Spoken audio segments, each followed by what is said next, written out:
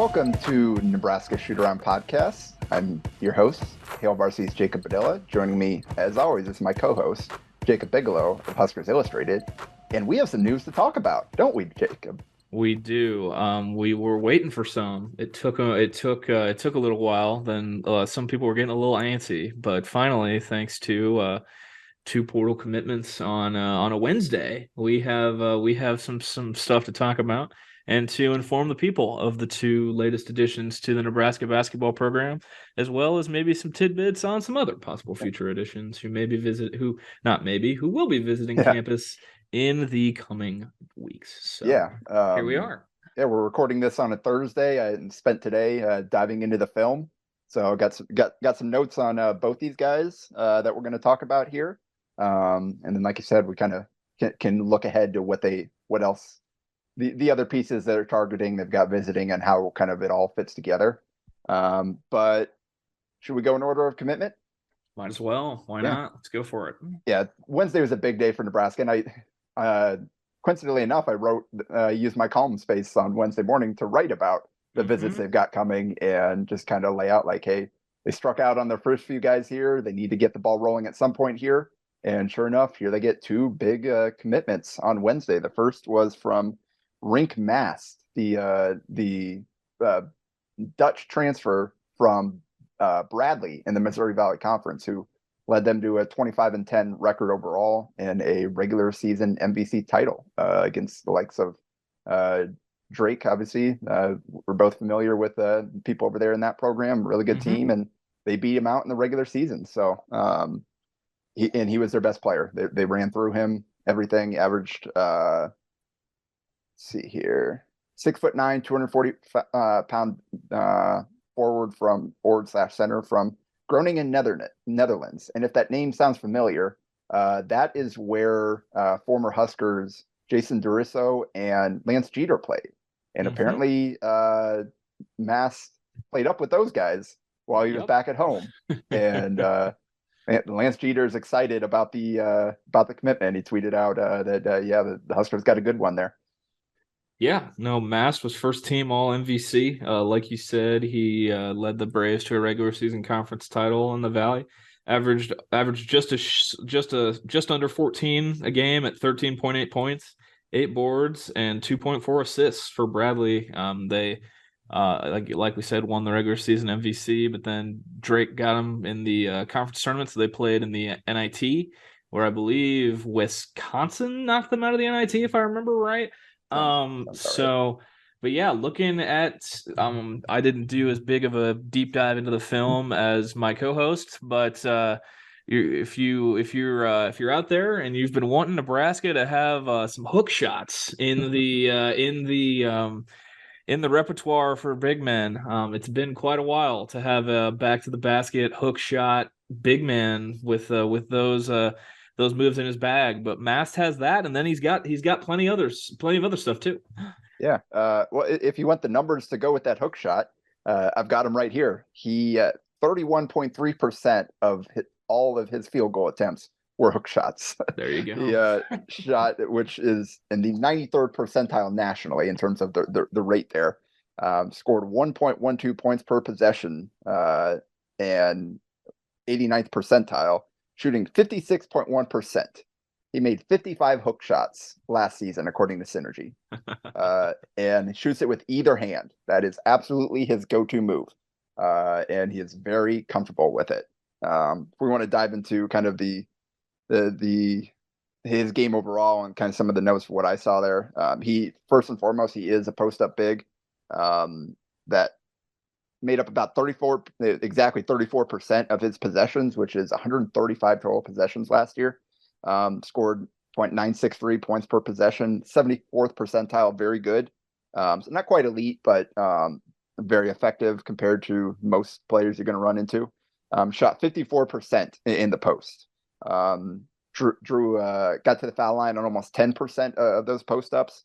Turned it over about 13.3% of the time. So just looking at the film, what I saw is he does a good job of like sealing and being physical and understanding angles like within the flow of the possession, where he'll duck in and get his man sealed and get the quick pass and just turn and finish.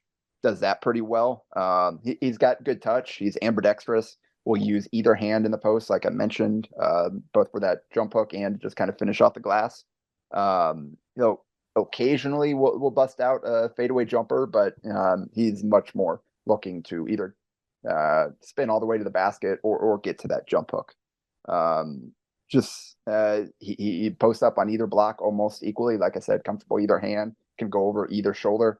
So you don't really have to, like, you can fit anywhere on the floor. And just kind of watching it, I think he could probably benefit from getting a little bit stronger, heading into a major, high major weight program, especially considering he's going to be playing the 5 at Nebraska. He's a little undersized for the Big Ten, just like Derek Walker was.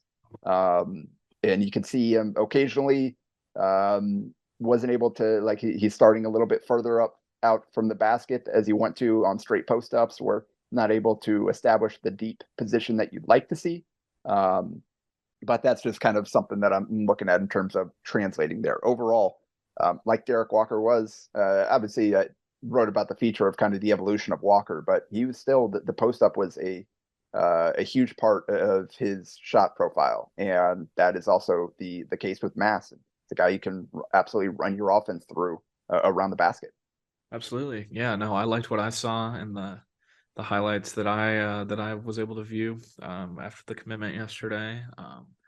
Was not expecting Mast to be the first commitment of the day, but a big one for Nebraska, quite literally and figuratively. Gotta like what you see looking at the film and just the stats and everything. And I think with how we've seen Derek Walker play for Fred Hoiberg at Nebraska, and you've heard me kind of allude to him searching for the ghost of George Niang in the past. I'm not here to say Rienk Mast is George Niang, but Fred likes his big guys to have some intangibles, be able to initiate some offense, bring the ball up, and be a playmaker, like we saw with some flashes from Derek Walker. But that can help us transition to the second, if you want.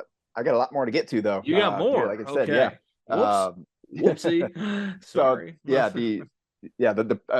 just didn't want to read off my entire 2 pages of notes straight, trying to let you get a word in here there. That's fair, man.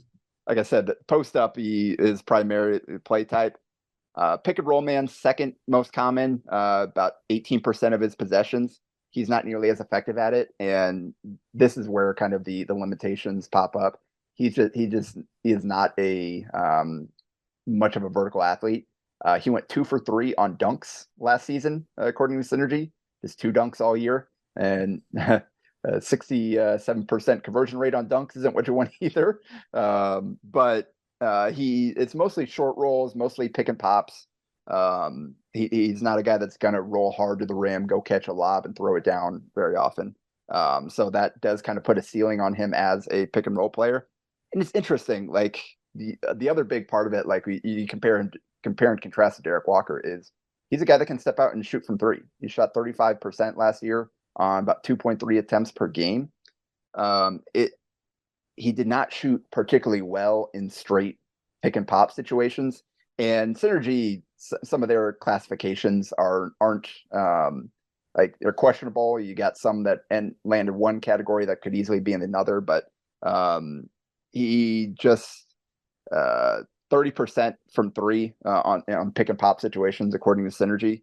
I think he does need to improve in that area to be really effective. But as a shooter, he's much better when he can get his feet set, as opposed to shooting off the movement, where in pop, you're slipping the screen, you're screening, rolling, popping. Kind of on the timing of that can be a little bit different. It's more of an off movement shot than a straight catch, load up and shoot type of shot. So that's definitely an area for improvement. And I'm sure that Hoiberg will be working with him. He's obviously loves to work with shooters. So that's, again, that's something that he can fit into Nebraska's offense, but that's not going to be where he's most effective. He's good as a cutter, kind of going back to the post up, where good at ducking in. He's good at reading the floor, finding spaces, finding gaps in the defense, getting to his spots, kind of cutting into post ups. 12% of his possessions, 1.188 points per possession, 52nd percentile, so a little above average. They're good. Shooting almost 64% and almost 15% free throw rate, about 13% turnover rate as well. That's again the lack of vertical spacing hurts him there, where he's not going to cut hard to the rim. Like he's not going to be super effective in the dunker spot, catching and finishing that way. But he is a heady player that knows his strengths. And then the spot up is, again, the other thing that makes him interesting. We talked about 11.3% of possessions, 1.18 points per possession, which is in the 98th percentile and excellent. Shot 52.3% in spot up situations. And he's 10 of 15 on twos, which is basically attacking closeouts. And 13 of 29 on threes, which is really good percentage there, 40+% there. So this is where kind of the shooting ability really, and where it allows them to fit into a 5-out system that Fred Hoiberg likes to employ there. It's an element that Derek Walker did not provide that Rienk Mast does, where he's 23 of 44 on catch and shoot shots, 2 of 5 on like mid-range on twos, and 12 of 28 on threes in those spot up situations. And he's 9 of 11 with one charge call, when he drives out of those spot up situations where he does a good job of reading his defender. Like if you give him space, he'll load up and knock it down. If you close out hard, he'll attack that, get downhill. And he also looks to kind of get downhill off a fake handoff when he catches out from the mid post out to the 3-point line. So this is a guy that is going to be really comfortable in a 5-out spread offense. And I think that's what Fred Hoiberg likes about him. And then offensive rebound. He's got a really good motor. 10.1% of his possessions, scoring 1.225 points per possession. 71st percentile, which is very good. Shooting almost 62%, 12.5 free throw rate. So like I said, it's a guy where shot goes up, he's crashing the glass. He's trying to find a way to the room.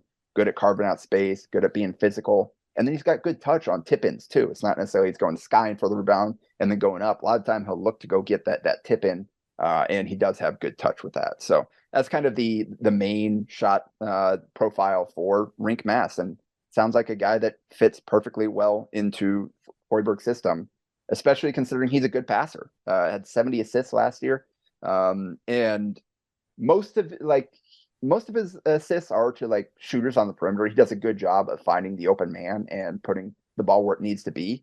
But he also did show the ability to hit cutters through tight windows, which is what made Derek Walker so special last year, especially working with Keisei Tominaga. So you throw all that together, and it sounds like a guy that's a perfect fit for a Fred Hoiberg offense. Definitely, that was my big conclusion as well. Kind of a perfect fit. As a bunch of tools that we've seen, players do really well in Fred's system when they have, some tools in the toolbox that he has. So now I do have one last thing before we move on. One more thing. I have a quote from the Missouri Valley. Somebody reached out to okay. about Mast, and played through Bradley played through him a lot. Most teams not going to let him beat them. So it's a lot of double teams. Maybe saw the numbers kind of low in the tournament games later on as teams really sold out to stop him. But he is very skilled in a lot of ways and doesn't get the credit he deserves as a defender, which is the kind of most important. My biggest takeaway from kind of that intel is like he's not a rim protector. Again, not a guy that's going to go up and swat shots. Not going to play above the rim. But he was part of a very good defensive team, and he knows positionally where to be. He's a good defensive rebounder. And again, just can kind of fit into a good defense, even if he's not an elite shot blocker or anything like that. So there we go. Gotcha. That's everything I got on Mast. Gotcha. No, you had a quote to share from, some friends of ours in the Mo Valley. I was just excited to talk about the guy who played in the league that I've got friends in. That's the only thing. It does look like I was right. Bradley was knocked out of the NIT by Wisconsin. In that Wisconsin game, Mast had 14 points, 12 boards, and a block. So He did all right against a Big Ten competition. Now he's gonna have a Big Ten weight program to help get him up to up to par with so he can be a Big Ten big. But yeah, long story short, with Mast, big get, literally and figuratively, and it's a good way to kick off the portal additions for Nebraska. The second commitment that they received, which was the one that I went into Wednesday expecting them to get, came from Conference USA, and it came in the form of 6'7" Charlotte guard Brice Williams. Now, Brice Williams visited. When did he visit? Last week, right? Last week, yeah. Last week, yep. He visited last week. Over the weekend, was it? I believe so. But he was a 6'7" guard. Didn't start at the beginning of the year for Charlotte, but then kind of came into his own more and more as the year went on. Finished the season averaging 13.8 points, 5.3 rebounds, and 1.2 assists per game, shooting 47.9% from the field and 39.7% from three this past year at Charlotte. In Conference USA, I'm fortunate enough that one of my closest friends is on a Conference USA staff. And when I saw he was visiting Nebraska, I immediately texted him, "What do I need to know?" And the immediate response I got was, "He's a dude. Like, that dude's a dude. He can go get a bucket. He knows how good he is." Rave reviews coming from the opposition in Conference USA talking about Brice Williams. Yeah, I think we both reached out to the same person for comment, especially considering one of his performances against this team, where he absolutely went off. Yep. But yeah, it's like you said, he's a bucket, and the thing is, like, he's really versatile. You look at his synergy profile, and he is far from a specialist of any type. He's primarily spot up is his most popular play, almost just a little over a quarter of his possessions. But after that, you got 55. So there's 111 spot up possessions. Then it's 55, 48, 47, 43, 43, 24, 19, 30. Like, there are a lot of different, like, he can do a lot of different things and is excellent, good to excellent, very good at most of those. There's only, like, looking at here, as Synergy classifies kind of your points per possession rating, there's only one thing that he was not good or better at, and that's transition play. He didn't score particularly well in transition, but everything else. And it's interesting, like, in diving into the tape, I said spot up. It's weird. He is good, 58 percentile, 9.946 points per possession. But he only shot 36% and only 31.2% from three. And it's weird because, like, in watching his film, he missed a lot of, for a career 39.5% shooter, he missed a lot of good looks from three, spotting up. And those are the easy ones. That being said, he really likes to get to that pull up off spot up. So he'll pump fake, put the ball on the deck once, get to his mid range, and really comfortable. And he likes shooting it, and he's good at it. So that, and at high release at 6'7", can shoot over the top of guys closing out, or, like I said, get to his mid range for the pull up. So he 71 possessions were no dribble jump shots, and 40 possessions where he put the ball on the deck and either went to the rim or pulled up for the mid range. So he pretty varied in his attack there, can do both. But yeah, it's, again, that 3-point shooting thing is weird considering his third most common play type was running off screens, about 11% of his possessions. And he shot or scored 1.292 points per possession in the 92nd percentile, was excellent at that, shooting over 44%. And that includes 17 of 36 from three. So, like, you watch his film, and where he missed a lot of, like, catch and shoot, feet set type of shots, he is really good at lining up his feet, getting his base under him, and rising up and knocking down shots, running off screens, which typically the stationary shooting is easier than the off movement shooting. the percentages were backwards for him for whatever reason last year. But that's got to be exciting. Like going through and watching that tape, I bet Fred Hoiberg is really excited to be able to run him through a lot of the actions that are baked into his offense, a lot of the stuff that he runs for Keisei Tominaga. Honestly, like again, like Brice Williams is 6'7", 215 versus Keisei listed at 6'2", maybe not that tall. They could not look more different, but offensively, like they do a lot of similar things. And I could see Fred Hoiberg running a lot of the same plays for those two guys.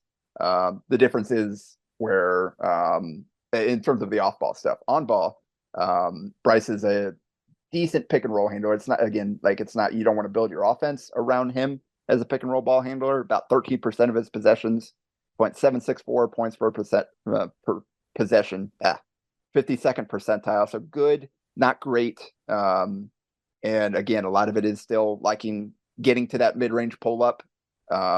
He does use his frame and length well around the basket, but just still doesn't have the burst really to kind of explode to the rim, to put a lot of pressure on the rim in those situations. Not a great passer. He's definitely looking to score out of the pick and rolls. Teammate shot 6 of 15 on his passes out of the pick and roll. But kind of the other two main things I'll go through quick here is cutting. Almost 11% of his possessions, 1.447 points per possession, 88th percentile, and excellent scorer. Shot 73.2% on cuts to the rim, and Drew got to the free throw line on 17% of his possessions. He is so good at reading the defense and timing slips to the rim or on off-ball screens or cutting off post touches to his teammates. And he uses his body well around the rim to kind of create angles to get to the rim and finish there. So really effective off the ball there as a cutter. Just has a really good feel for the game. And then he can post up too. Like I said, you can run a lot of the Keisei Tominaga stuff for him. You can run some of the same Brice stuff for him too, where you're kind of inverting your offense. You're having a perimeter player post up there, and now you've got the added element of mass space on the floor, where if Williams has a nice matchup, you dump it down to him on the block, you space the floor with the other guys. Maybe have one of your slashers there playing off of the post up, because he is a decent vision out of the post when teams double or teammates cut and get open. He's comfortable with the back to the basket or facing up. He's physical. He can post up on either block, but he's better on the right side of the floor. And he can get to that kind of the face up and the mid range post up. He can get to the pull up jumper, the step back out of that. But again, he's also comfortable and strong enough to go to the rim and finish there. So those are kind of all the different ways that Charlotte used Williams, and all ways that fit perfectly into a Fred Hoiberg offense. Absolutely. Two additions that are a good way to kick off the portal haul this offseason for Fred Hoiberg and co. But there may be more coming soon. We can wrap up by touching on some of the other targets who are visiting in the near future. They include some local flavor in Gonzaga transfer and Millard North product Hunter Salas, Cal State Fullerton transfer and Omaha Central product Latrell Reitzel Jr., as well as Siena point guard Javian. Is there an I in there? There is an I. Yep. There is an I. Yep. Javian McCollum. And West Virginia. No, Pitt. Sorry. I was thinking of the school that is also trying to recruit him hard.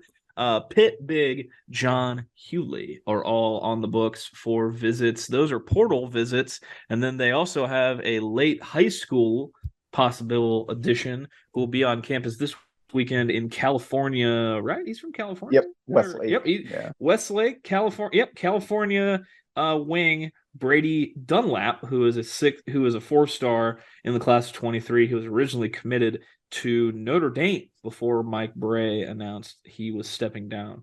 And Dunlop put out a list of 5 schools today that included Nebraska, as well as North Carolina, St. John's, Villanova, and Penn State. And he's visiting this weekend.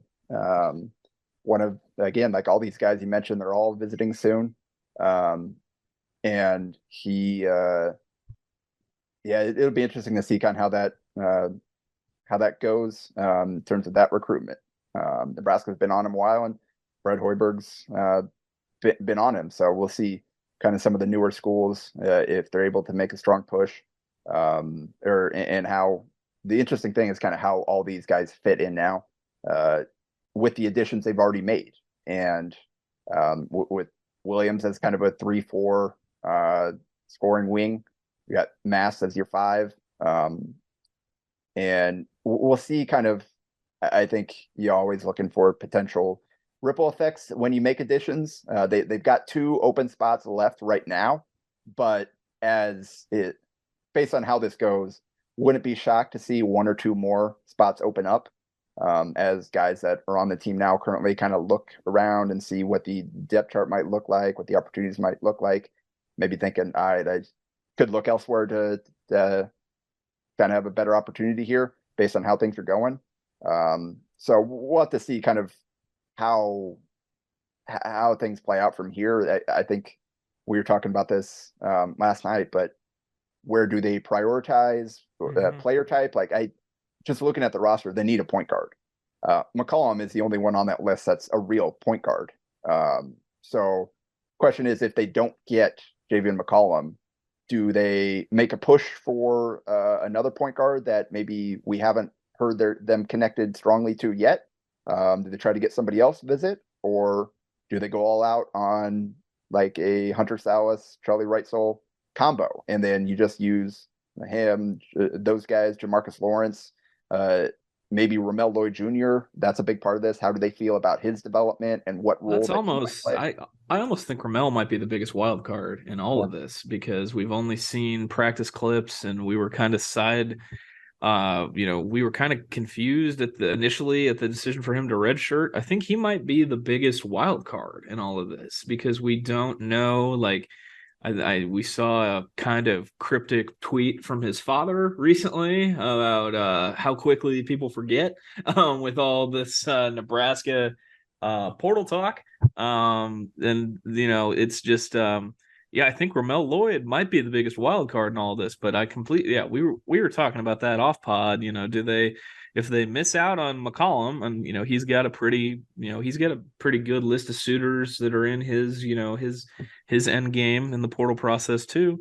Do they just try to have as many different ball handlers on the court who can initiate offense, like you said, with guys like Wrightsell, Salas, Jamarcus Lawrence, and go all in on that?